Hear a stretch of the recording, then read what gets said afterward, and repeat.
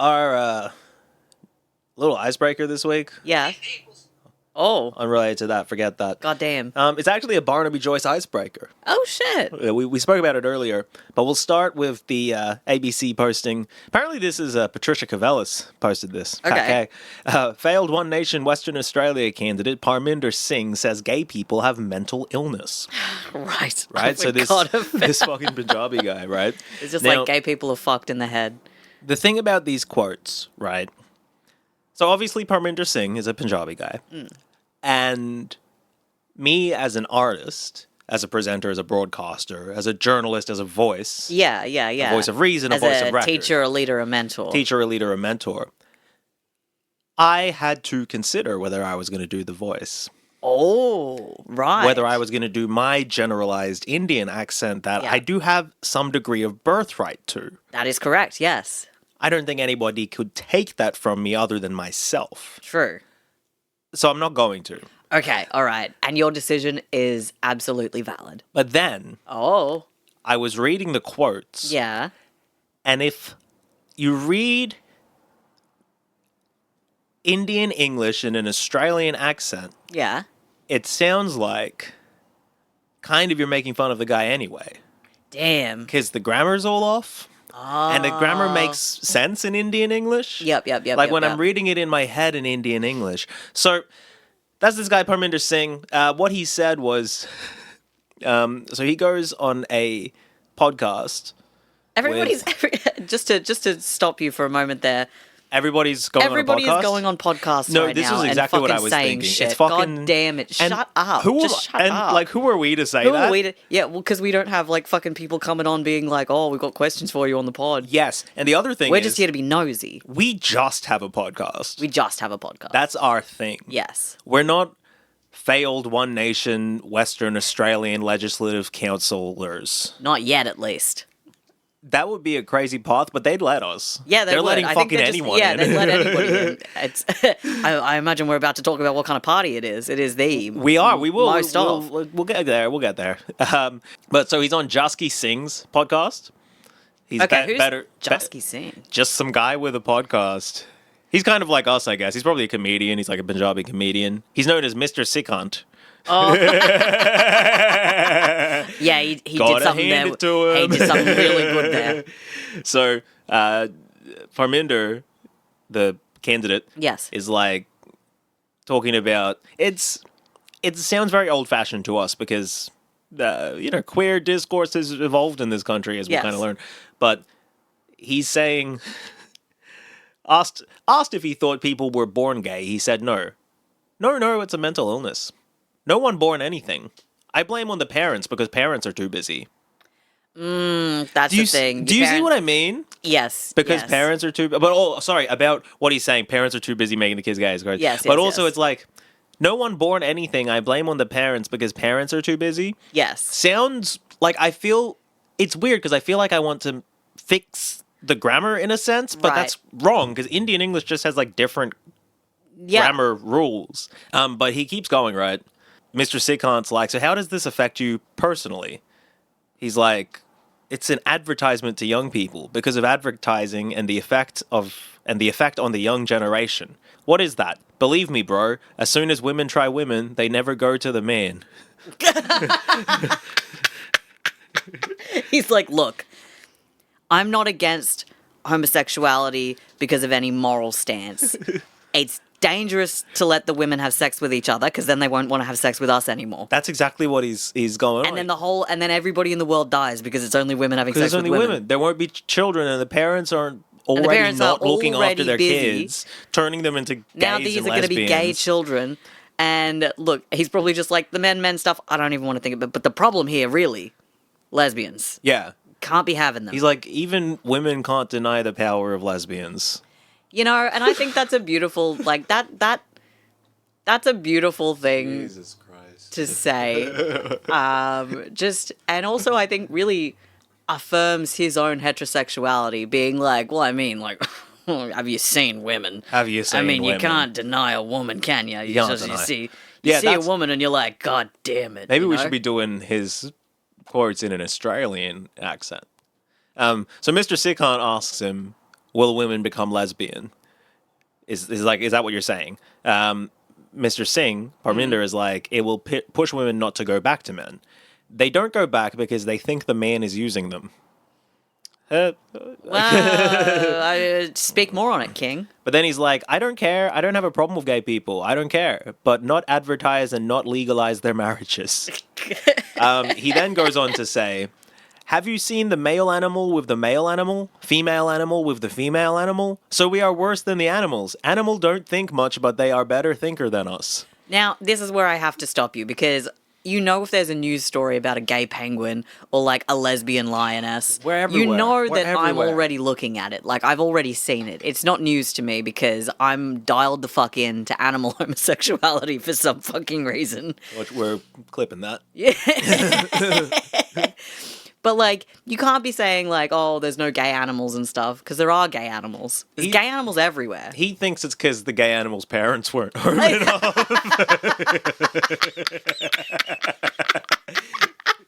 And you know what? Maybe that's something we need to talk about. We need to talk about a universal minimum wage for animals so that they don't have to work as much, so that they can be home to be with their families. You know? Universal minimum animal wage. Yes. Universal minimum wag. Minimum wag. Because dogs like wag their tail and stuff. Yeah, minimum wag. Back to Parminder. Just sounds like a very small footballer's girlfriend.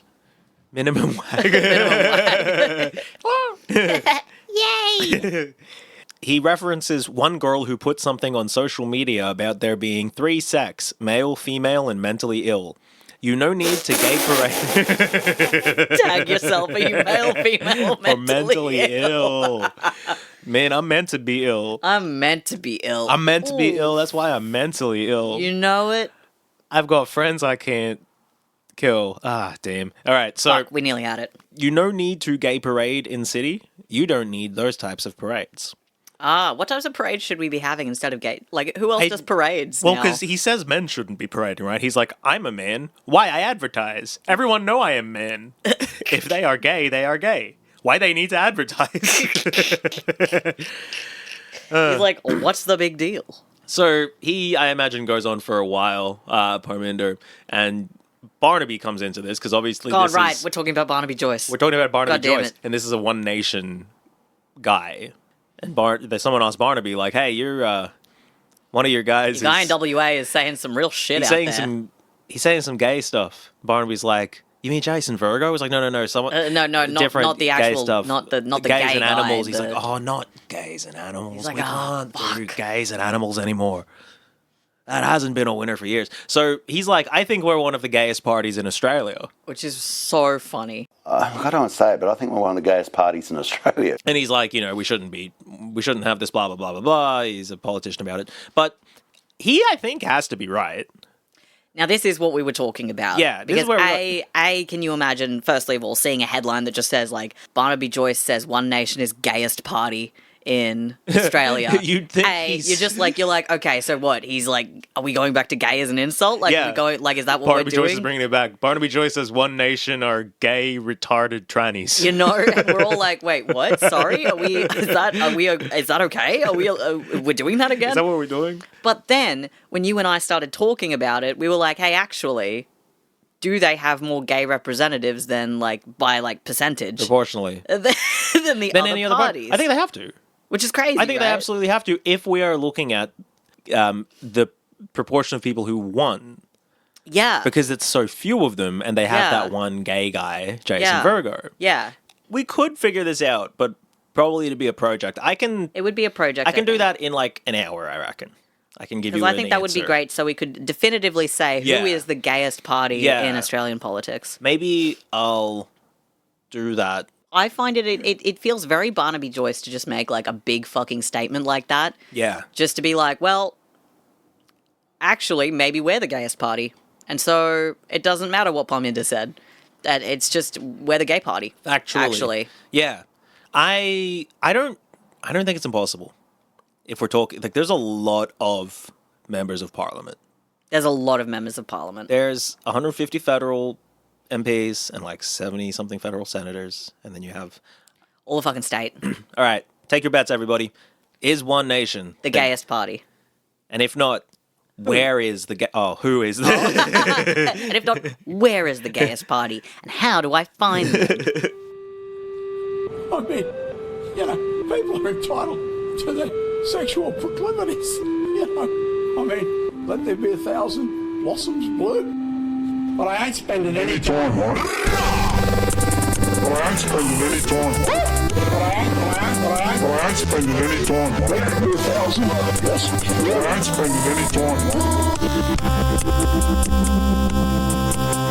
it. Good morning, everybody. How are we on this absolute perler of a Thursday?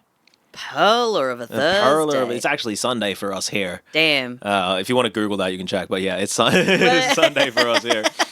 We are up to... Oh, hi. Welcome to Shouldn'ta. Hey. It's Yanni and Kieran and Archie, who's just popped in to see us. He was out in the sun. Hey, buddy. What's going on? He threw up. You know how dogs are always throwing up? He threw up 3 times. And it's crazy because later it's just like, yeah, Archie threw up 4 times. It's fine. But when it's happening, it's quite stressful. It's quite stressful. Like, I woke up because I heard, like, and I was like, what kind of animal is in the house? And I was like, there's only one animal in the house. I ran out to the kitchen. He's made a terrible mess, and he's just looking at me very sad. And I was like, oh, my boy, my son. But he seems better now. Yeah, he's doing much better now. And we're better. Well, I'm better, Yanni, and you're better, Kieran. Yeah. Yeah. No, I'm worse, Kieran, actually. Oh, no. Yeah, got a little bit worse, but there's an upward swing coming. I know it. I'm looking forward to that. We're going to... Now is the time to invest in Kieran stock. Yeah. We are up to part 3 of the story of Barnaby Joyce, the Australian politician best known for threatening to murder a dog. Which, incredible stuff. I can't believe that happened still. Yeah. I can't believe that Barnaby Joyce had to play some sort of role in the Amber Heard, Johnny Depp, situation. It probably came That's up in court a insane. bunch. Yeah. Yeah. Barnaby fucking Joyce. We are going to have, later in this episode, a Australian politician showing up in an unexpected place. They always do. And Just you're like, who's this gonna fucking know idiot? the place. Oh, no. But anyway, so when we last left Barnaby of Bafflement in September of 2013, he had just quit from being a member of the Queensland Senate to become a member of Parliament for the seat of New England. One could say that, as far as the Senate seat goes, he let her go, and Harlem shook his way to get lucky as an MP. Damn. Okay, so this is a. These are the songs that were popular at the time. Yep. So to get ready, it keeps That's going. crazy. I'm out clubbing, I think, at this point. Yeah, so these are the songs you're clubbing Get to. Lucky, I remember clubbing to a lot. Harlem Shake. Harlem Shake, I don't remember clubbing to, but I do remember the vibe of Harlem Shake. And Let Her Go by Passenger. Yeah, one of It's like one an of your favorite songs. one of my favorite songs. I Yeah. love Passenger. Shout out Passenger. What a voice, huh? What a voice, huh? Continuing my hilarious puns, he roars his way to victory, blurring the lines between truth and reality by suggesting a lamb roast will cost $100 if we keep taxing a gas company. Right. Yes. And he's friends with the monster that's under all of our beds. Oh shit. Who? Gina Reinhardt. Oh fuck. Not Rihanna, unfortunately. To the tune of her tossing him 50 grand for the election campaign. That sounds about right. Yes, I remember this. So the 2013 election swept Tony Abbott into power. As we've spoken about a few times, it comes into a few stories, and it ushers in one of the relatively dark periods of political life in modern Australia. Kieran, if you'll remember a few weeks ago when we spoke about Jackie Lambie, we discussed, and it was during, this period, whether one person could make a difference in this country. And we decided probably not a good one. Yes, but definitely a bad one. Definitely a terrible one. Imagine if all of the people most motivated to make terrible decisions all come into power at the same time. and Like the Avengers of fuckery. The Abbott Ministry. Oh, God. The 2013 Tony Abbott Liberal National Coalition. Damn, there they are. God, look at them all. Oh, I forgot about Julie Bishop. Where is she? Who is some other... she's right she's in in the the front. dark blue. She is. Beside, what is that, the fucking Governor General? Yep. Oh, God, what was her name? She has a weird name. She had Quentin a weird Bryce? name. Quentin Bryce, that's it. Yeah. You know what I kept thinking? I kept thinking Gwendolyn Christie from Game of Thrones. Yeah, the Governor General Gwendolyn Christie. Yeah. I love Gwendolyn Christie. I don't know Gwendolyn Christie. She's big. Barnaby gets to be the Minister for Agriculture, because he knows about farms, Farms. as well as Deputy Leader of the Nationals. Classic. Barnaby had been a star hitter in opposition, rolled out to point at climate action, yell about it being a tax, and shit all over the environment. This had been a coordinated campaign with most of Australia's mainstream media, and now Barnaby's going to enjoy the fruits of his labour. He's going to wield a surprising amount of power and honestly contribute to more material damage than I'd realised. Fuck, of The course. Murray-Darling River Basin in particular. What is he eating? Is he eating a Magnum? Yeah, it's a picture of him eating a Magnum in He's using too much teeth. the scariest way I've Yeah, ever seen someone do that. It looks like his eyes aren't okay. It doesn't He's seem not like he's ever okay. had a Magnum before, and I He don't also believe looks that. furious to be eating it. Like, it looks like someone's told him that he has to eat this or they'll like kill him, and he's just like, I'll eat it because I'm hungry, not because I'm scared of death. And it's like, okay, man. All right, man. But we'll get to that later. The Murray-Darling River. Oh, good. The thing about being a political star in power is that no matter how useful you are to the media and to the interests that control the media, you will always sell more papers when you fuck up in funny ways. Yes. Doesn't matter who you are. No. Doesn't matter what lies you told to get elected to make sure that what Rupert Murdoch doesn't want to happen doesn't happen. This is just how journalism works, and that is the other takeaway from this period of the Barnaby Joyce story. We'll start with a funny little welcome to big boy political life that happened before the year 2013 had even finished. Okay. Here's the Sydney Morning Herald on the 29th of September. Brandis, Joyce, attend wedding on taxpayers' tab. Two of Tony Abbott's most high-profile ministers claimed thousands of dollars in taxpayer entitlements for attending the wedding of close friend and Sydney shock jock Michael Smith. Federal Attorney General George Brandis and Nationals Deputy Leader Barnaby Joyce billed taxpayers nearly $3,000 for flights, hire cars, and incidental expenses incurred on the trip, according to travel expenses lodged with the Department of Finance. Yeah, so this radio host, Mike Smith, he was fired a year later by 2GB Radio after making controversial comments about the Prophet Muhammad. The Prophet Muhammad was a paedophile, a pederast, a sexual offender. Google my name, Michael Smith. Let me go to Mohammed, who's called in. Michael Smith is my guest. Mohammed, good afternoon. Mate, what the heck do you think you're adding to the debate, Michael, when you come out and call the Prophet Muhammad, peace be upon him, a pedophile? So you can imagine how rancid his wedding was. Of course, this Like- is just like the older, probably more boring version of Kyle Sandilands' wedding. I imagine so. Yeah. George Brandis is claimed to have torn up the dance floor, though. We're getting reports that George Brandis just absolutely ripped it on the dance floor. And yeah, everybody has a laugh at the bumbling idiots, right? So the next day, from news.com.au. Barnaby Joyce admits he may have claimed petrol costs for a second wedding visit. Okay, Barnaby Joyce has admitted he may have slugged taxpayers for travel so he could attend a second private wedding in Queensland. Yeah, because it's news.com.au, we're going to get the headline and the subheading repeated in the first line, which Multiple is... times. Federal Cabinet Minister Barnaby Joyce has admitted he probably slugged taxpayers for travel so he could attend another set of nuptials, this time as host of Queensland's political wedding of the year. So he's MC at this one. Holy shit. He gets paid by Parliament to MC at a wedding. Very funny. But he tries to Goddamn. argue that this event is a work event because he's like, well, I was, everyone there, it's between two people who are like Liberal National Party people. I'm MCing. We're just talking politics. You know how weddings are. You just chat with people.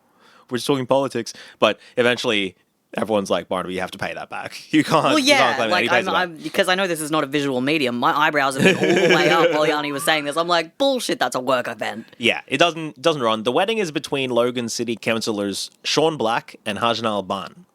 And the marriage had already run its course by the time News Corp is reporting it here, right? It didn't What? last. Yeah, it lost like a year and a half. Like, they're not married for long. This wedding that Barnaby attends is in like 2012 or something like that. And they're divorced by September of 2013. But News Corp's found out that he used taxpayer money to go to it. Crazy that it has been described in this article as Queensland's political wedding of the year. Should have been Queensland's political wedding of a year. Of a year. Hey! Woo! Good joke, Kieran. Thanks, Kieran. Because there's been like a better one. No, because they were married for a year. Oh, I get it. Oh, I was just like, I don't see how It's that's not the really. year, It's it's like a I guess it is year. all of a year. Yeah. No, you're right. They were married for just a year. Yeah. It was the wedding of the year for a year and by the year. Yep. Crushed it. That's humiliating. Can you imagine having like a fully funded work wedding? Just to get work. What did one of them lose their seat, so they had to get work divorced? It's funny you say fully funded work wedding. So, the people involved here, Sean Black, we've actually talked about him briefly before. He is eventually going to be jailed for raping his next wife. And then is going to be hired by One Nation. Oh, him. Former political advisor Sean Black is behind bars after he was found guilty of raping and assaulting a woman in Brisbane more than a decade ago. Him. Scary looking motherfucker. God, he's got kind of like Dracula eyebrows. His wife at the time, Janelle, is going to take us on a side quest. So she was a lawyer and a city councillor. And then people got wind of her having written a book under a pseudonym. Some of the stories frame it as having been, like, leaked, whereas at least one said that she'd mentioned it. I couldn't, obviously this is from 2009, I think this is happening. Impossible to know. That book is called God Made Me Small, Surgery Made Me Tall. And it's about how she threw to Siberia in the early 2000s to have the, like, leg-breaking, leg-lengthening surgery. What? To go from 5 feet tall to 5'3". What? Here's some tabloid coverage of her. Here's the quote that they pulled out for, I think this was the Daily Telegraph. I had my legs broken to be taken seriously. And the little title is Tall Order. And they photographed her from below, so she looks like a fucking giant. Like 5 foot to 5'3", it's like, oh, like God, that doesn't fucking matter. God no one's made gonna you know. small. Palladiums could have made you tall, right? If that's what you wanted. So if you really want, just wear the heels. Just wear the heels. Like that's not it. But if you're willing to break your legs to be tall, you have to be willing to shorten your like calf muscles to also be tall. Like yeah, you have to. That's the thing. You could just be wearing the heels. You could just be wearing the heels for 3 inches. Like that's the thing. If it was like, oh, I went from 5 foot to like 5'11". That's insane. That's insane. That would also be like it anyway. So we don't need to talk about the leg breaking, leg lengthening surgery. No, I think sometimes we do have to talk about the leg breaking, leg lengthening surgery because that's fucking crazy. I think it's fucking crazy. We all think it's fucking crazy. As somebody who's like 5'1", as somebody who had the as legs somebody broken, who had my legs broken, so I could gain like an inch. Like, and it's an important inch as well. As a trans man, every inch matters. Every inch matters. And so I flew to Siberia to gain 1 inch. I got 1 inch of height in Siberia. I got, hey ladies, I got 1 extra inch for you. Yeah, because it's basically 10 grand for each break of the bone, and each break gives you an inch. So you need 3 breaks to get 3 inches. Girl, I could have done that to you for free. So, Ajnal gets in trouble for having used like party funds inappropriately to fund the wedding in question. I thought you were about to say to go and get her legs broken to be taller. No, but she then... At the wedding then, yes. She then went on the run because she like swindles an old guy with dementia out of all of his money. Just when you think you can't get more politician, Yeah. Then you just like genuinely just steal money from an old man. Then you're stealing money from an old guy. Really like person to person. It's not stealing from an old man when you're defunding, disability and aged care services, but it is stealing from an old man when you physically go and take his money. When you take his money, you've stolen from an old man. That's crazy. That's the thing. That's crazy. That's how it is. Just wanted a taste of the real stuff. I think she gets arrested, and I don't know what's happened after that to Ajnal Ban. There's another familiar face at the wedding. A recurring character for us. Kieran, can you guess who it is? No. Clive! Yeah, he's there, too. Clive fucking Palmer. God damn it. Look at him. God, in his little fucking cunty sunglasses. God damn it. They're not bad sunglasses. Those are in right now as well. They're so in right now, which is what pisses me off so much. Smaller, rounded rectangles. Yeah, they're like the thin ones that you see, clean girl aesthetic ones wear. Yeah. God, he looks... Clean Clive aesthetics. Clean Clive aesthetics, God. Clive girl aesthetics? Clive girl. How dark his hair is dyed. It's... No, that's natural.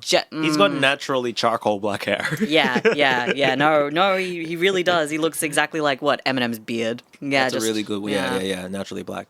Barnaby's holiday home is actually opposite Clive Palmer's dinosaur park in Coolum. No way. Yeah. He can see it from his house at one point. Can you hear the dinosaurs roaring as I don't people know. walk They by? didn't ask. God. But the more you know. Barnaby's colourful 2013 isn't over though. In December, we're hit with this from News Corp. Barnaby Joyce caught out for the 3rd time using taxpayer funds to attend a wedding. God damn it. Agriculture Minister Barnaby Joyce has been busted for a third time using taxpayer funds to attend a wedding. Bro, you have to stop. You have to actually fucking stop. Everybody's looking now. Exactly. And he's just like, you know, they heard about the first two weddings. Surely they won't find out about the third. They won't find out about the third. Come on, man. This one's for like a Brisbane journalist. I couldn't find anything more. I think it's probably available, but I couldn't find it. I think it's funny that, like, we have a few times in our stories that something happens to someone 3 times. That's a motif of history. Yeah. Albanese was hit by cars 3 times. Yeah. Adam Bant was probably foiled by the Labour Party 3 times. You know? Barnaby Joyce has been busted for attending weddings on taxpayer money 3 times. Between weddings, Barnaby's had some time to invest in... Why do I keep making myself say the word rural? Rural. In regional real estate, including a property at a place called Quebecer that might have some gas and such under it, which is a conflict of interest for the agriculture minister. Naturally, yes. So he's like, okay, I'll sell it. And he puts it on the market. And nobody buys it at the price he's asking for it. And as far as I can tell, that is the situation until this very day. Wow, he's just like, I'm trying to sell it, but no one's buying. Oh. He's like, what, you want me to sell it for less than what it's worth? And they're like, yes.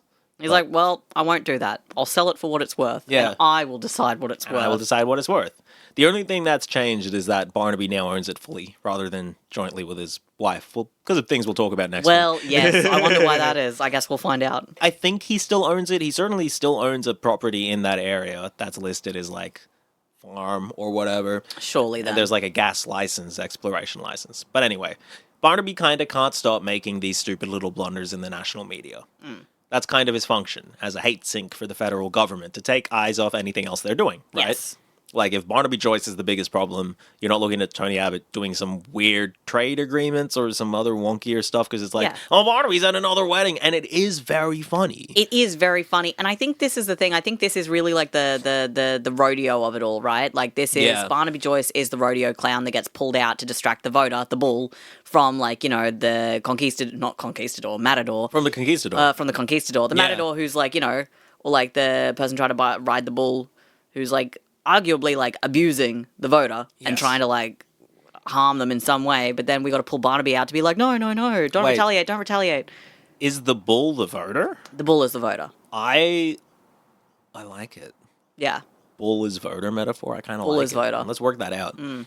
It's, the thing is, though, he's so consistently, like, awkward in how he deals with the media. Like, he's never comfortable. He's never coming off really as, like, in control. Well, yeah, because he's kind of like, I feel like his socialization is all fucked up because, like, he comes from a family where everyone was like, shut up, Barnaby, you're a fucking freak. And then he goes to school and everyone kind of looks at him like, oh, God, farm boy alert. But it's also, like, one of the first places he finds connection with other people on some things like religion, I guess. Exactly. So I just think his socialization is all fucked up. Like, I think he doesn't know how to, like, do this in a way that's, like, normal. And he's trying to portray... It's a fine line. Despite being one of the people, I am the smartest person in the room. Yes. And that's a hard thing to portray. Yes. It's what it's kind of what the art behind every podcast is. Right. Because it's like you want to be relatable, but also authoritative. Exactly. Yes. And that's hard when you're really kind of bad at talking. I've heard that. Ooh. In 2014, he kind of anonymously calls ABC Radio. Like, he calls in to ABC Radio. And are they like, is this Barnaby? And he's like, that's the thing, right? I say kind of anonymously because he's like, they're like, caller, you know, who are you? Where are you calling from? He's like, I'm Barnaby from New South Wales. But they don't, like, he doesn't say, like, I'm the agriculture minister or whatever. The hosts don't catch on until a few minutes later because someone tweets out, I was like, was that Barnaby Joyce? And they're like, our caller a few minutes ago might have been Barnaby Joyce. Was that fucking Barnaby Joyce? Yeah. Here's ABC on what he said. Barnaby Joyce on Bogans. Agriculture Minister goes incognito on Radio National phone-in. Yeah, so he calls in to say that bogan and middle class aren't reflections of a class system in Australia. This is around the time that, like, Clive's guy was like, these fucking bogans are trying to vote for us. They're stupid or whatever. Yes. And so there was a whole discourse about, like, are bogans, like, is it anti-working class to call someone a bogan? The discourse was different, you know? 2013's bad. They hadn't let us into the discourse yet to whip them into shape. Yeah, exactly. They were like, we're still going to have this conversation up here. And it's like, Yeah. no. It's like, you're having it wrong. Barnaby goes on to say on the radio, just Barnaby, that there isn't a class system in Australia. And when people say like bogan and contrast it with middle class, that's just like their consumer choices, kind of being like, yeah, people call someone a bogan because they like to wear, trackies. And I mean, this is not what he's saying, but he's saying like they like to wear trackies and eat roast chook, and middle class people like to listen to ABC radio or whatever. Okay, yeah. Opposed, because like he says, like, some people listening to this program might think it's elitist, and they're like, hey, don't make any assumptions about our listenership. And he's like, I don't think on any job site in the country they're listening to this program, although it is quite excellent. He's so weird. Yeah. He's so weird. Because he's trying to be relatable, but also smart, right? He's like, yes. I know the people. They're not listening to this. But not that because I actually like it quite a lot, but I am also one of the people who wouldn't like this. And it's like, what are you fucking talking about? It's Sorry, not. You've called the radio. It's like we're not even asking you a hard question. You chose to speak to us. Yeah, you volunteered your answer. Do you want to know why? Because he was probably like a couple fucking bevies deep and was just like listening to the radio and was like, you know what? I'm going to fucking tell him how it is. I can't believe this radio program is so elitist that I listen to every week. Yeah, it's like Barnaby. So Clive Palmer is going to dive back into the story at this point to set Barnaby up for failure, which is great. It's really amazing how Barnaby's complete lack of being in touch with how people talk, like, consistently manifests. He can't talk normal, the poor man. So the government has some kind of new paid parental leave scheme, right? And Clive hates it, because Clive. He makes a quip saying that it was made for Tony Abbott's chief of staff, Peter Credlin, in case she gets pregnant. He's like, this is just in case Peter gets pregnant, blah, blah, blah. That's why he's done this, right? Come on, man. So Peter Credlin had talked publicly, apparently, about not being able to conceive. And so she's extremely offended by this. Fair enough. And for whatever reason, the government rolls out Barnaby to the project to defend her. Right. That shows how little they fucking care as well. They're just like, well, fuck it. We'll just get Barnaby out there. It's like, hey, out there. Peter, don't worry about it. We've got one of our top guys on it to defend your honor. We've got one of our top guys. She's like, oh, who is it? And Barnaby walks in and he's like, don't worry, Peter. So I'll fucking help you out. So Barnes goes on the project, and here's the Guardian's description of what happened, as well as a quote from Barnaby. He said Credlin answered the fallacy that there are no strong women involved in running the country. Peter Credlin certainly ticks all those boxes. Go higher for Barnaby. Peter Credlin certainly ticks all those boxes. And I'm on good authority from her husband that she is definitely a woman. Bro! Peter Credlin, as Chief of Staff to the Prime Minister, certainly ticks all those boxes. I'm on good information from my husband that she's definitely a woman. Sorry, Barney, what did you mean by you've had it clarified for you that she definitely is a woman? Well, I'm saying that, sorry, it was an attempt at humour. I apologise. That's what Clive should have done. Yeah. And then Carrie Bickmore's like, sorry, what was that? And he's like, it was an attempt at humor. I apologize, which is what Clive should do. Karen's doing a little prayer hand kind of thing, and he's blinking and looking down. He's kind of constricting into himself. You ever seen one of those plants that when you touch it, it folds up? Karen's kind of doing that. I'm doing that. What the fuck? That's so funny. He's like, Peter Credlin's definitely strong, and she's definitely a woman. Her husband told me she's got a pussy. Yeah, I've talked to her husband about her sexual endeavours. That's right. I've talked to my co-worker's partner about how they fuck, and I can confirm they do. The Christian way. On national television. On national television. On national television. The project's on at like 5. And also the project Kids is were like still watching TV with their parents in 2013. I was watching the project with my family. Like we would watch the project. Yeah, that was it was on. Yeah, and like in middle class households, I guess. I don't know. Yeah, I don't know if everyone's watching the project, but I think they try to have something for everyone. Peter and they were very there. I think they were very I would say like centrist left leaning as well in terms of like. But they always have a conservative guy. They always have a conservative guy on there, but like. Nobody's like, Carrie Bickmore's there being like, what the fuck? Yeah, Carrie Bickmore's basically like, what the fuck? And he's like... He's like, He quickly is just like, I'm sorry, I apologize. It was joking, was a bad attempt at a joke, right? It's just like, I think you just showed everyone how you are. Yeah, I think you just revealed yourself and then went like, oh, fuck, mask off. Yeah, and let me fix that. If he's going mask off in front of camera, him and his team are kind of going mask off behind the scenes as well in embarrassing ways. This is per The Guardian. Oh, no. Barnaby Joyce admits his staff changed Hansard records. Whoa, bro. Yeah. Bro. Yeah, you're not allowed to do that. That's like super illegal. That's You very can't illegal. do that. Yeah. Oh, okay. Agriculture Minister says minor edits were made without his knowledge after Labor accused him of misleading Parliament. Yeah. So, like, for those who don't know, Hansard is like the official record of everything that happens in Parliament, like in sittings and stuff. Like Exactly. that's the documented, like, Here's the exact words that the people said. Yes. On the date that they said them. At the times that they said them, who said what, like... And any supplemental documentation. It's like a court record, basically. Yeah. That's crazy. And it's for, like, some pretty minor stuff. Basically, to make him look a little bit more on top of things.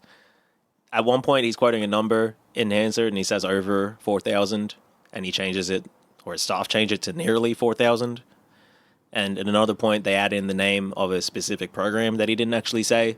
Like, it's just fairly minor stuff where it's like, why are you doing this? Like, for what purpose are you doing this? You Right? can just say that. And also, like, unless you're people like us, nobody's fucking reading Hansard. Like, what are you trying to do? Well, that's the thing, except for, I guess, other people who are reading Hansard, and someone's just like, hey, Barnaby Joyce's team edited what he said and made it wrong. because probably someone was, like, listening to it maybe and then, like, read the thing and were like, hang on, that doesn't match. Well, that's the thing. Maybe it's that. I think it's as likely that they've just, like, edited it in a way that when someone else logged into the system, They they saw were like, edits oh, made and they were lost like, edited. what the fuck? Why was this Hansard edit? Yeah, but legally, his staff did it, right? Because it's actually illegal for Barnaby Joyce to have done it, whereas if his staff have done it, they can be punished internally or whatever. I don't know. And there's a little inquiry run into whether Barnaby knew about it, which he obviously says he doesn't. He's doesn't. like, what? The Secretary of the Agriculture Department is going to give evidence at this, right? At this hearing or whatever. And Barnaby fires him. Fuck. Yeah, from, I think, SBS. Resigned or sacked? Grimes contradicts Joyce on his sacking. It's crazy that he hired Grimes, you know? Yeah, he That's had crazy. Grimes right before Grimes married Elon Musk. That's crazy. Yeah. Anyway, Barnaby Joyce suggested his department secretary quit, but Paul Grimes says he was fired, and Labor says it's no accident. You know, just, this guy's a mess. He keeps going to these weddings. He's firing people because they are, like, they're not helping him cover up a fairly minor, like, that's But the thing. still illegal thing. It's principally very bad. Yes. Right? Like, I'm like, if you're concretely trying to what he make a did. record, but for such a pointless thing. Yes. Right? So 2014, the time we are in the story, is the same as now in many ways, and it's the same as 10 years before that. Like, it's the same players when we're talking about the all-permeating global conflict. It's just fucking crazy. There's the civilized West, the sectarian Muslims, and illnesses. In his maiden speech all the way back in 2005, Barnaby put Islamic or other fundamentalism second on the list of things that are going to torment Australia. Oh. Just ahead of the emergence of China, and beaten out by bird flu, funnily enough. Oh, hey. Yeah, right? Hey, all right, H1N1. You could make that speech today. You could make that speech today. God damn it. But I mean, more evidence that Barnaby Joyce is a prophet of some sort. exactly. Barnaby Joyce knows exactly what's going to happen. And he's Worst kind oracle of imaginable. disappointed by it. Yeah, he's just but he kinda also like, wants this to is make it. it worse. Yeah. And so Australian Parliament, I think, has two genders, right?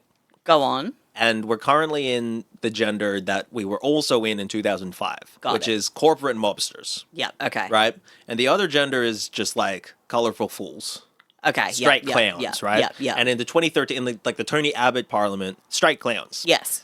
They're still doing mobster shit, but there's just a clownery. There's Much an unseriousness to foolishness. it, and it very quickly unravels. Because they're trying to take everything at once, right? Absolutely. And I think this was also the gender transition period for them, because then we get to the Scott Morrison where it's like full clownery Yes. with some corporate mobbery in there. Exactly, You know? Like, I exactly. think You get there's a bit of a spectrum there. You're And absolutely you also right. got it like Christopher Pyne, who was in Parliament through all of this, has always been a corporate mobster.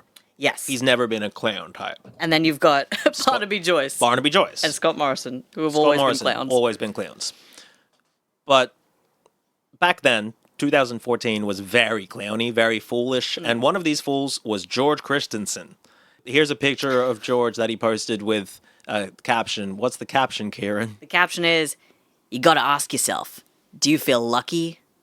Greeny punks? And what's the picture? It's a picture of George Christensen holding a gun. Yeah, he's gonna shoot a He's gonna shoot a greeny punk. grainy punk. That's Green crazy. punk. Yeah. I think my favorite part of this image is like you can see like patches on his shirt where he's like sweaty or like he's been wet and like wiped his hands. I think Yeah. it really makes it effective. Yeah, that's actually something that he was. There was a weird. I wasn't going to mention this. Go I on. was like, we're going to go too far into George Christensen. But he went to Malaysia to get a weight loss surgery of some sort to get his course. like stomach folded or whatever they do. Yeah. And there was a big old public furor like, is Australia's healthcare system not good enough for We ya. pay you so much. Yeah. You still have to go to Malaysia for it. And him being, really fat Yeah. comes up a lot. Yeah. In all of this, it's a part of the whole story. There's a picture of him like in a blue singlet holding a whip, and just looking like a trucker, I guess. And so he's a third generation cane farmer turned Nationals MP. So, Doesn't fucking surprise his me. grandparents probably owned slaves, we have to imagine. Oh, absolutely. He looks like he comes from a long line of like lazy men who like to hurt other people. That's exact. Hurt and heard. But George has a really terrible blog. At the time, his latest entry was called Terror in the Tucker Box. And this is kind of where the like halal certification funds terrorism idea Oh, got God, siphoned into do you public life. I do remember. They're like, the halal snack pack, oh my god. The halal snack pack is funding ISIS. George picks an Australian icon to make his point. Because there's also like halal certification bodies, right? Yeah. Which are just unrelated bodies. They're not government-run things. No. But you can submit your product and they go, this is halal. Yeah. Right? And if they're a respected organization, then it's like, yeah, that's a better certification to be like, oh, cool. So Exactly. Now, if you are somebody who eats, in the same way that things are labeled kosher, things Exactly. are labeled halal, right? And sometimes when it comes to like animal products, it's a distinction in how the animal is being processed, as it were, speaking in the most clinical terms. But sometimes it's just like, oh, there's nothing in this that wouldn't be yeah. permitted, right? So George is like, well, this is great. There's a bunch of things that are labeled halal, right? So Karen and the listeners, quiz time. Which classic Australian product with halal certification did George Christensen accuse of funding terrorism? Ooh, okay. Oh, I'm so excited. Yeah, he got some news for this one because people were like, I can't believe it. I've been buying this product. I'm a proud Australian. I didn't know money was going to ISIS. But it was halal this whole time. What, like fucking Vegemite or something? Listener, if you also said Vegemite, you are correct.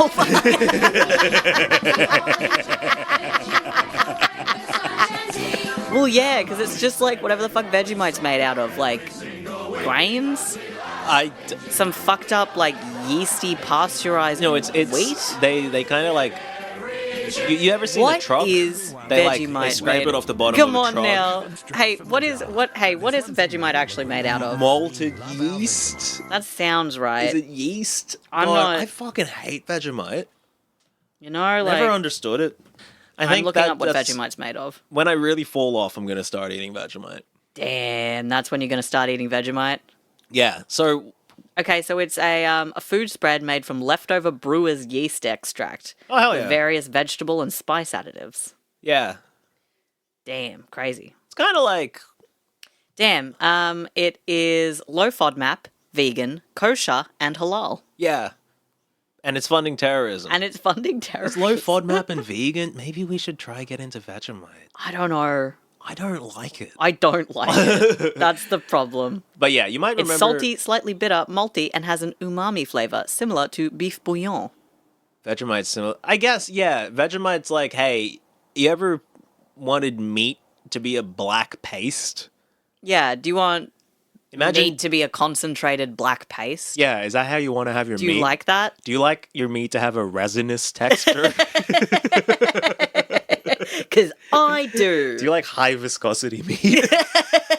Oh, God, this meat is so thick. All right, anyway, so You might remember this being in the air. Jackie Leamby got a hold of the halal certification thing for a while, ran with it. Barnaby Joyce is also a Nationals MP, like George. But Barnaby Joyce is like a serious businessman, right? He's in the making of money. yeah. So we get one of these odd, Barnaby voice of reason moments that we have to treasure. The coincidences of fate lining up to put Barnaby Joyce at the twisted forefront of a movement. That's crazy. So from The Guardian, Barnaby Joyce defends halal after coalition MPs express concern. Agriculture Minister says halal certification essential for export markets and warns failing to get it could triple the price of beef for Australian consumers. Barnaby Jen says, down the bottom here, if we didn't have the halal market in beef, that could really affect thousands of meat workers in Australia. that's how he sounds. He's basically like, hey, George, you know all that, beef we export? You know that controversial live export beef that we're always talking about? Yeah. Where do you think we're fucking sending that? Where do you think the beef is going, mate? It's going right there. Mate, to you know where Indonesia. the beef is going, right? They're all Muslim over there. Yeah. George, listen, hey, come over here. George, I know we're just pretending to be farmers, but there are big farms that make products that people send us money for.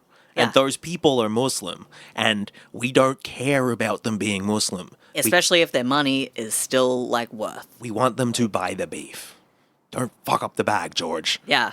We just say we hate Muslims. Exactly. There is a level of xenophobia that we absolutely have to have in this country. You know? I don't think so. For the Liberals to work.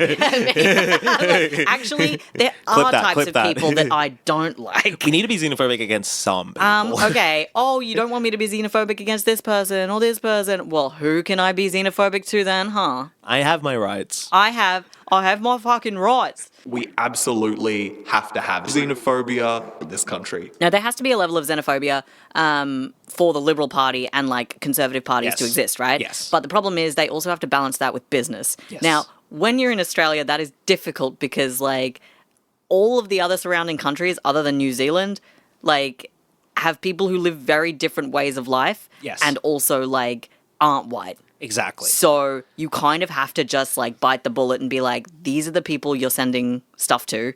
You can be racist, you can be Islamophobic, but you do have to let the business happen. You can't fuck with the business. Exactly. That's really fundamental to Barnaby Joyce. Yes. And why these, voice of reason moments show up. And well, yeah, because where he's just kind of all right, we've all had fun here today, and I hate Muslims as much as the next, but we're making money, so we have to keep making the money. And then it can kind of be reported as Barnaby Joyce says woke thing. Yeah, Barnaby Joyce. Defends, hero. right? And that's good for the media, right? They're yeah, Barnaby, if you're going to do that, we're going to give you a good story and people will like it. Yeah. Although probably some ultra-conservative places ran Barnaby sides with halal terrorists. Barnaby crazy. He is, however, going to use the exact same argument for another issue, same-sex marriage, from The Guardian. Barnaby Joyce says Asia may see our embrace of same-sex marriage as decadent. The decadent West. The decadent West. This is what Barnaby says. I see marriage as a reflection of what I have, what my parents had, what my grandparents had. It's not about equality. Damn, it's not about equality. It's just another method of ownership. You own property, you own cattle, and you can own a woman. If two women get married, who owns who? If two men get married, nobody wins. What do we do? And that's Barnaby Joyce. I will now turn off the go a bit higher with it. You seem to have kept going. And I think we've got to a good point. So I've said when. Okay. Because I think you've got a really good Barnaby. But you can turn it down a little I can turn it down a little, okay. But you don't have to. All right. So it's less than a month after this that he threatens to kill the dogs. God damn it. We obviously... It's like being slapped every time you remind me that he tried to kill those goddamn dogs. That was so funny. We obviously covered that at the start of episode 1, so we're not going to go into it anymore. Can't be doing it. If you've forgotten, Johnny Depp smuggles his dogs into the country. Barnaby says, get them out of here in 50 hours or we'll fucking kill him. And he goes on the radio to defend himself and has a conversation with another returning character. Kieran, you're going to do both voices, all right? Okay, got it. Oh no, it's Kyle. It's Kyle fucking Sanderlands. You sound like an idiot. You should have reworded your statement. Sound like a classy guy. You're a government minister, not some idiot off the street mouthing off to a news camera. Have some decency. And Barnaby replies, Geez, Kyle, that seems interesting coming from you, mate. You're the #1 clown on radio. Damn. That's crazy. That's hey, crazy. This exchange inspired me to make a meme. Oh, shit. Kieran, I've actually synthesized 2 memes here. Oh, shit. And you're going to have to explain it to our dear listener. And I hope you're up to date on internet humor from when I was in school. Incredible. I'm so excited. I'm Kieran, so excited. Can you explain to the people what we have here? Yes. Oh, so we have the classic Spider-Man pointing meme where 2 Spider-Men are pointing at each other. And on top of the Spider-Man is a article from The Onion, I believe, the headline. And it's a picture of a sad bald man. And the headline is heartbreaking. The worst person you know just made a great point. And they're both pointing at each other, which is unfortunate. They're both fucking clowns, and they're both calling each other out for being clowns. Yeah. That's incredible. That's incredible. We got it. So they're both right. They are, unfortunately. Hey, points for both. Barnaby complains with the Media Standards Authority or whatever. I'm going to quote from his failed complaint here. Okay. Mr. Joyce was also called a loser, an idiot, a fool, a disgrace, an absolute joke, and a ponce.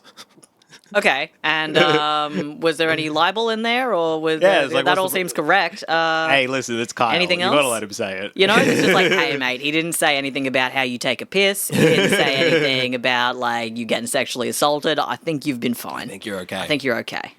All of those accusations are also why people are alarmed that Barnaby Joyce is in charge of the rapidly deteriorating Murray-Darling River Basin. Whole thing. We're going to go off timeline for this one because it's probably worth looking at it as like one event. So we'll leave our ongoing story here in like 2014, but we'll go back and forth. Yeah. As far back as 2010, Barnaby had been accused of being a supporter of irrigators. This is during heated debates about how exactly was Australia finally going to try and protect the Murray-Darling Basin. Most of Australia's rivers of note flow through here, much of which has been diverted to irrigate 2/3 of Australia's agricultural land, or something like that. A bunch of farms are siphoning water from the river, often to grow cotton and other exportable food, but also a bunch of what's eaten in Australia. In 2012, the Murray-Darling Basin Plan was introduced, and one of the main mechanisms the government was hoping to use was water buybacks, basically paying the landowner for the water they have the quote-unquote right to. This is an exhausting way to run a society, and spoiler alert, it's not going to work, as per the ANU in 2024. A $13 billion 30-year flop. Landmark study reveals stark failure to halt Murray-Darling River decline. Damn. Yeah, like it... Well, yeah, because also water buyback is crazy. Yes, and we've spoken about it briefly before, and that will come up. Yeah. But since Tony Abbott became king, the plan, which started in 2012 under Julia Gillard, has just been setback after setback, right? First, they cap the amount of water that the government's going to buy back. Right. Then Barnaby tells the water minister of South Australia that they're not going to meet that lower number, so they renegotiate it lower. Damn. A year later, that number's also not being met, so they go lower again. And then, Four Corners, the ABC's investigative team, gets involved. Murray-Darling Basin Plan. Taxpayer-purchased water intended for rivers harvested by irrigators. So yeah, we're buying back the water and then it's just being taken back anyway. Yes. That's so exactly fucking right. dumb. Yeah, it turns out the water that has been bought back by the government is being used by, like, the cotton farms mainly. Anyway, yeah. Meaning that they'd essentially been paid for by the government. At this point, the Murray-Darling Basin Authority has been infiltrated by Clyde Cotton, one of the farms that Four Corners exposed for stealing this water, with at least 2 of their staff working for the authority. Damn, yeah. Like, overseeing body, right? Yeah. Barnaby wants to cement this kind of control by agricultural interests, so he appoints a lady named Perrin Davey to the board. Alarm bells immediately go off. From The Guardian, Joyce nominee for Murray-Darling, a biased choice, SA Minister says. Deputy PM accused of orchestrating National Party takeover with nomination of irrigation lobbyist Perrin Davey. So Perrin went to Curtin Primary School and Alfred Deakin High School. Just wanted to flag, we've got a Canberran here. Damn, But fellow Canberran. more relevantly, she has spent a long time working at Murray Irrigation Limited. This is the private company that sells the Murray-Darling water to the cotton farmers. God damn it. Barnaby's like, you know what? Sorry. You know what? I think she knows what she's talking about. You also got to give him a bit of a lisp. I think she knows what she's talking about. Yeah, there we go. That's Barnaby. Barnaby Joyce. She also worked for the National Party. And then somebody checks the Four Corners footage and figures out that one of the corrupt lobbyists talking to the corrupt government official was Perrin Davey. So she steps down from the position. It's like, okay, there's actually like I've been exposed as too corrupt. Yeah. She was That's lost. fucking crazy. I don't think I could like, and maybe it's because I'm better than everybody else. I'm kidding. Maybe it's because I have too much honor. Also kidding. Maybe it's because I'm just like, I have a strong moral compass. Also kidding. But would you not just like want to die if you'd been exposed for corruption? Like if you'd been corrupt this whole, like I guess doing the corruption in the first place is already like probably killed any sense of shame that you have. But like, that just feels crazy. Last thing, the most recent thing Perrin was doing was being deputy leader of the New South Wales Nationals. So she loves that shit anyway. Yeah, like no, she just went into politics after this.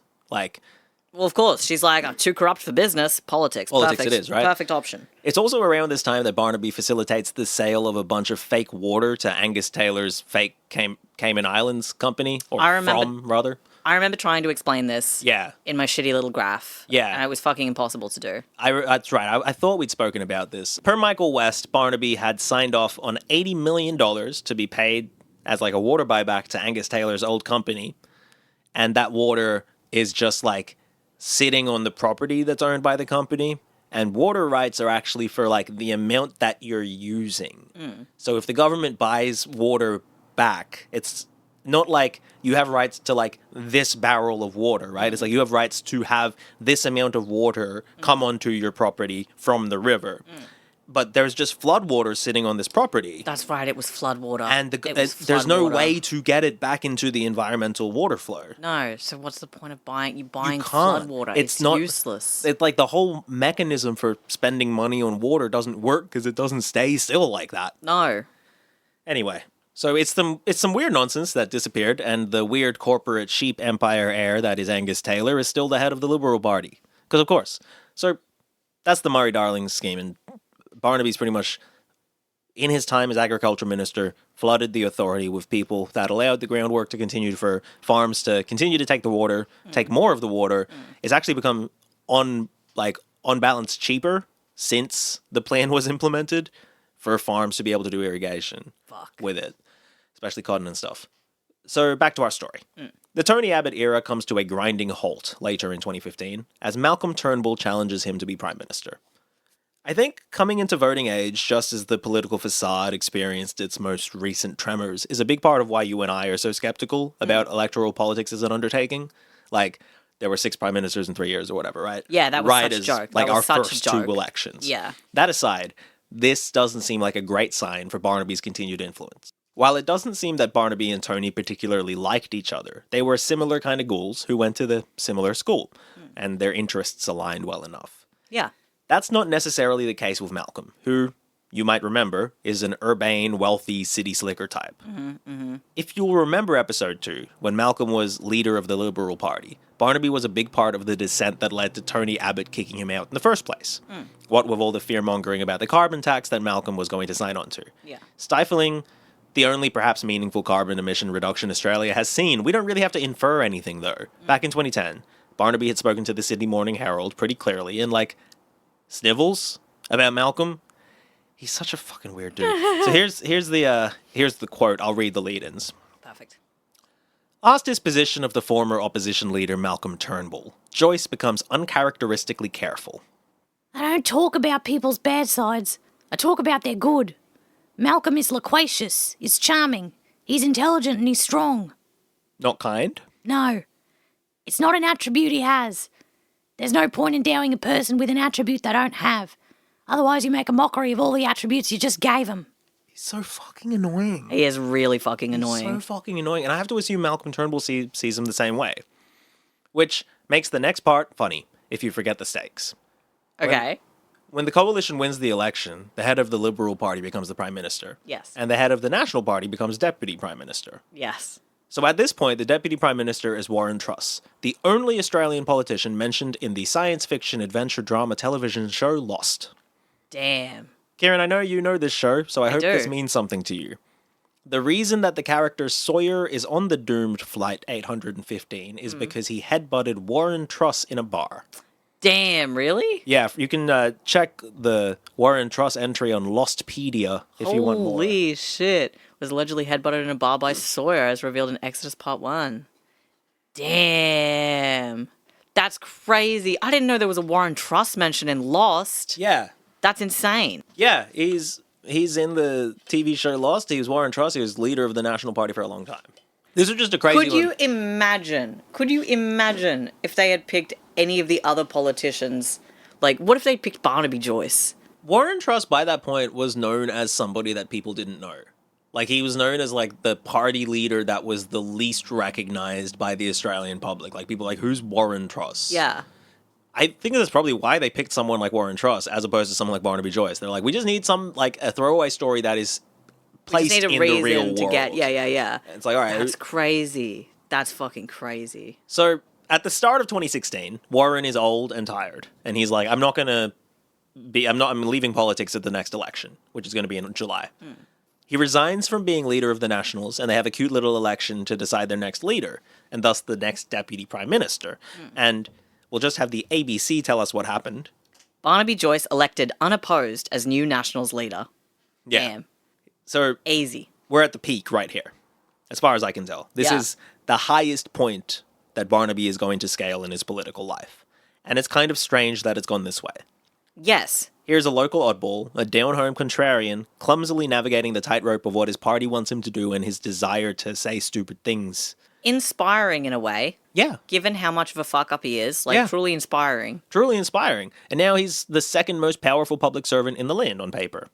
He has the direct ear of the Prime Minister, a man who he does not like, but does seem to respect his effectiveness in a sense. Yeah. As a politician. And the Liberal National Coalition run on to his slightly tense victory in the election in July.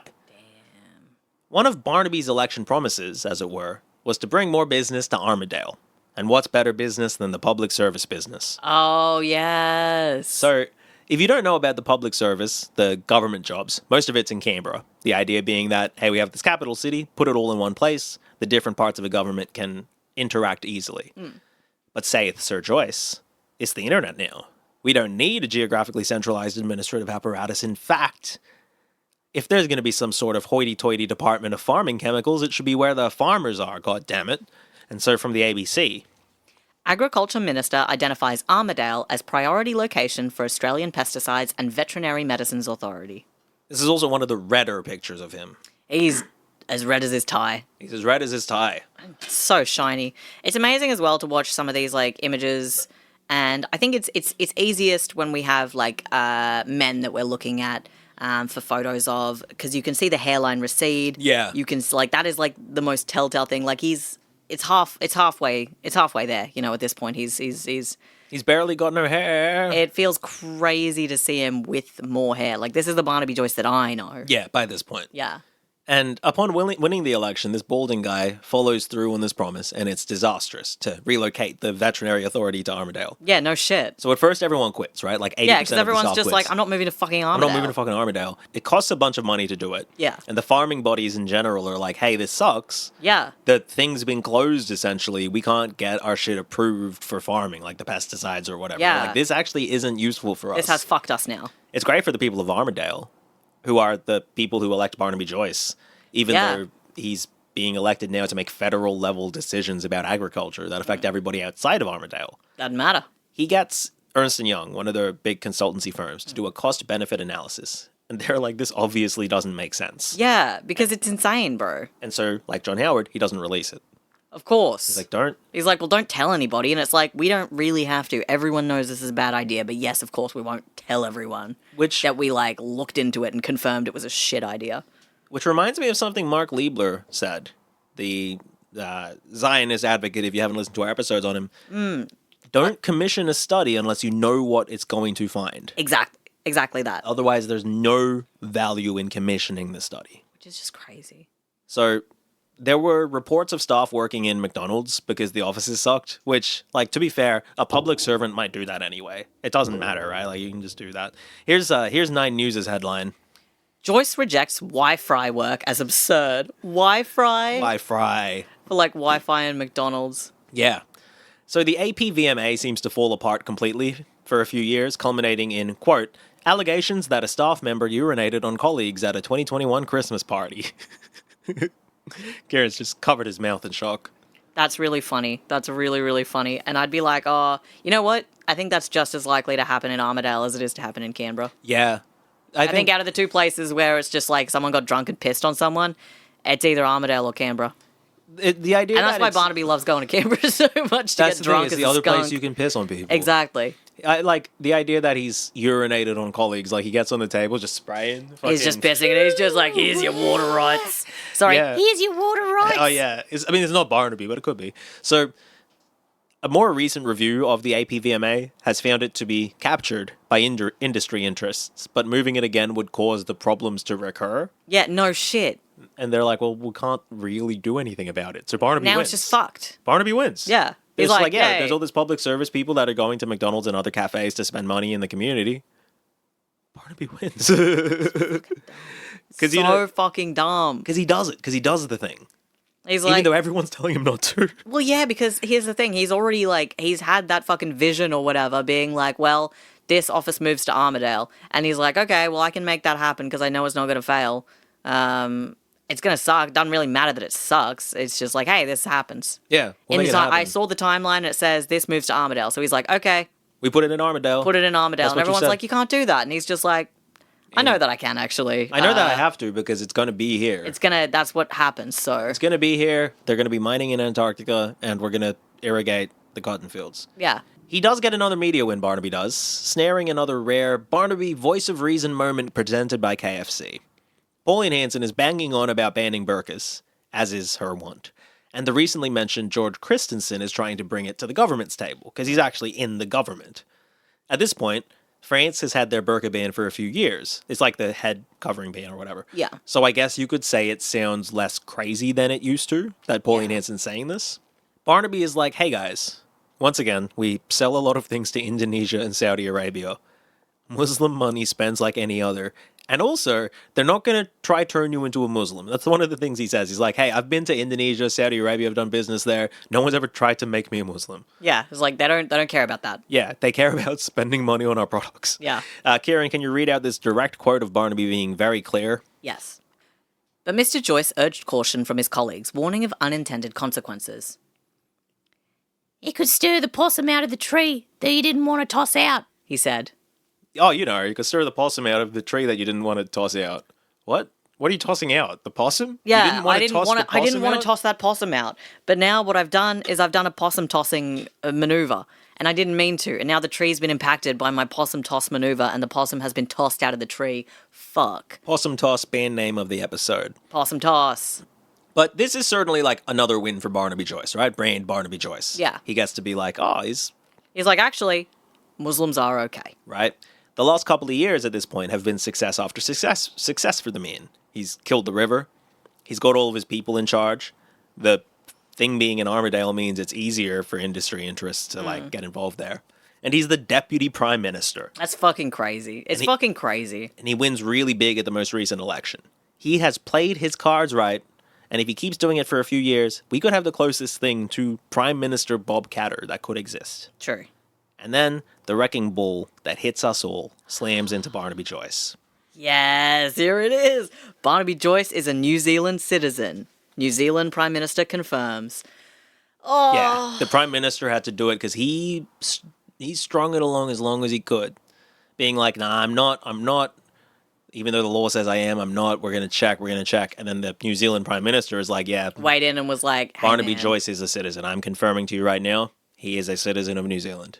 That's fucking crazy. God damn it. So yeah, the citizenship crisis, which is now, how many times has it hit? Every single time. Like almost every single person is impacted that we've talked about. Who was hit by a citizenship? Was Adam? No, Adam Bant wasn't. Albanese had to be like, look, stress.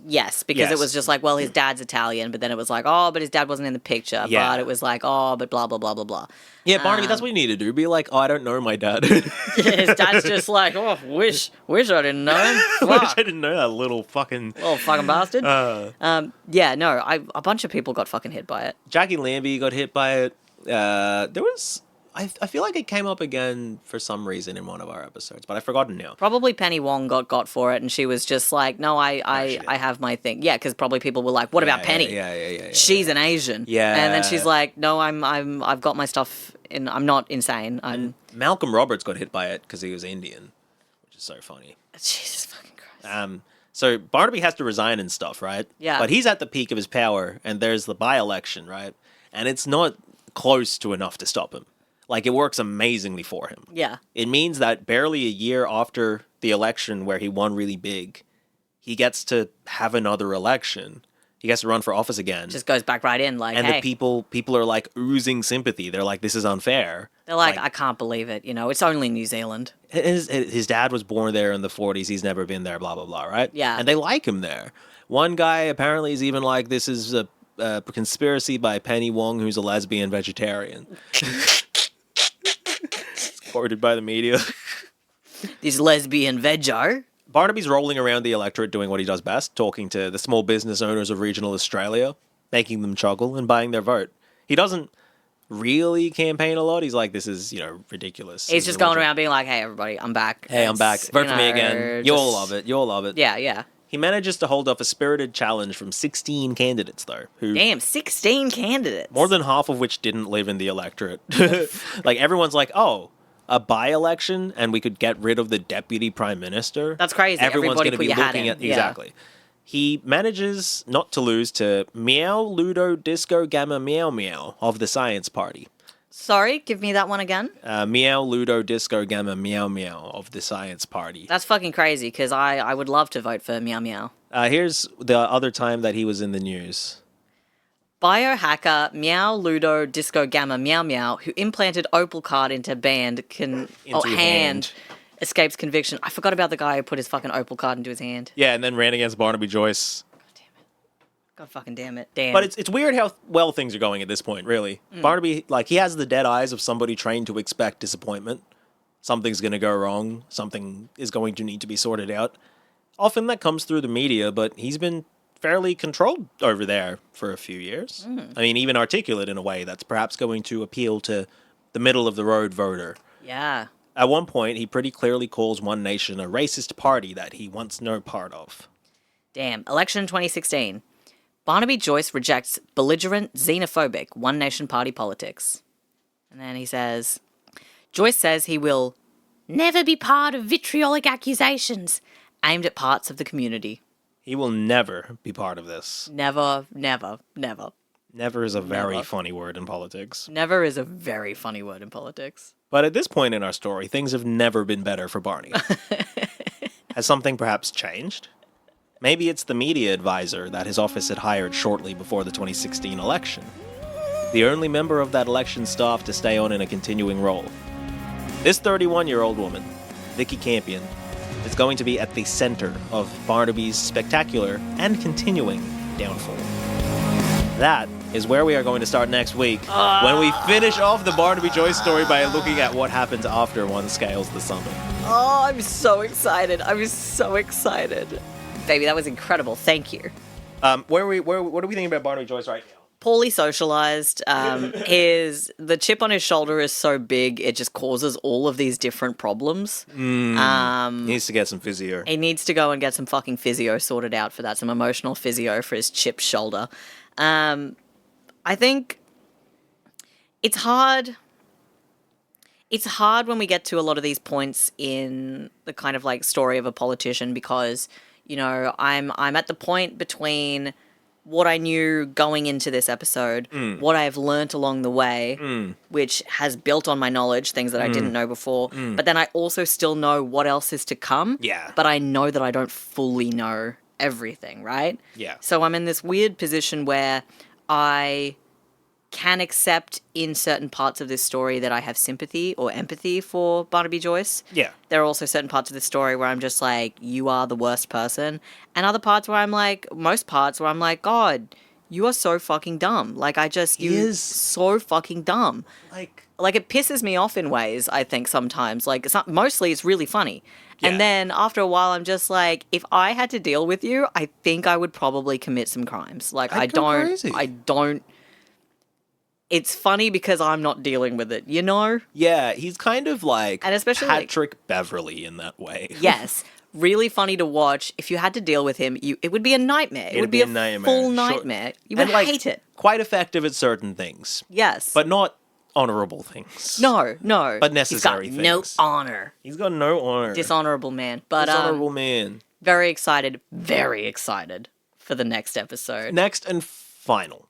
Perfect. I promise. I feel like 4 is just what it is Yep, for that's the fine. politicians. Sometimes you gotta go through- Barnaby's, he's been there for a long it's time big as story. well. It's Like, a big story. and he's done a lot. That's the thing. Like He's done so much. he's done a lot, and he's been in the media a lot. He's like so funny. he's one of those figures that, because of the way he is, he gets pushed into the limelight immediately because they're like, oh look, a character. Look at and this they guy. shove him out there because it's helpful. Like, Yeah, and sometimes he wields it well, and sometimes he drops the ball, like we saw in the project. yeah, Peter Cradlin vagina. Yeah, vagina Peter gay. Cradlin. Hey, I asked her husband, and she's definitely got a slut down there. Fuck. And they're all like, hey man. Like, you know how this is like the project and it used to be called like the 7 p.m. project? It's because it's on at 7 p.m. I People are swear they still brought awake. it earlier when it was called the project. I swear They it's pushed 'cause it earlier, I They think, pushed yeah. it to like 5. Because it used to be the 7 p.m. project. It was on during daylight hours. Yeah. It was on before the Big Bash League. like, guys, kids are watching this. Okay, we can't fucking do this, all right? I checked with her husband. What are you talking about? She's definitely strong, and I've checked with her husband. She's definitely a woman, and I've checked with her husband. She's definitely spanking him, and And I've checked with her husband. He is doing it correct. He is ejaculating. And I've checked with her husband. He does sit on the cock chair. He does sit on the cuck chair, and I've checked with her husband that I am allowed to go over for a sleepover on his birthday. Peter said we can have tents out in the backyard. We can have beers and talk about fish. Oh, I mean, they're gonna talk about big fish. Big fish. And folks, that's the big fish Barnaby Joyce for the week. Who's this drunk fucking member of parliament? Who's this drunk fucking MP? Because episode 2 was who's this drunk fucking senator. Yeah. And episode 1 was who's this drunk fucking asshole. Yeah. And stay tuned for next week. Who's this drunk fucking wreck? So Part excited. 4 of the Barnaby Joyce story. So excited. Karen, can you tell the people where they can find us? Absolutely. If you like what we do and you'd love to support us financially or get some bonus content that we are slowly but surely going to be building on, Yeah. you can follow us on Patreon at www.patreon.com/shouldntacome. You could also email us if you want to get in touch at shouldntacome@gmail.com. And YouTube for our slides and visual versions of all of our episodes, you can go to youtube.com/@shouldntacome. In each instance, shouldntacome is spelled SHOULDNTACOME. And we love you lots. We love you lots. Thanks for listening in. Hope you're enjoying yourselves. Let us know any other tests you'd like us to take. I have half a mind to give you the public service test from the 90s. Oh, really? Yeah, I got an email about it from Kaz. I'm so keen, Yeah, yes. we might do that. And we'll be back next week. Have a wonderful weekend. I always forget because they're going to hear it on Thursday, recording on Sunday. Sure. Yeah.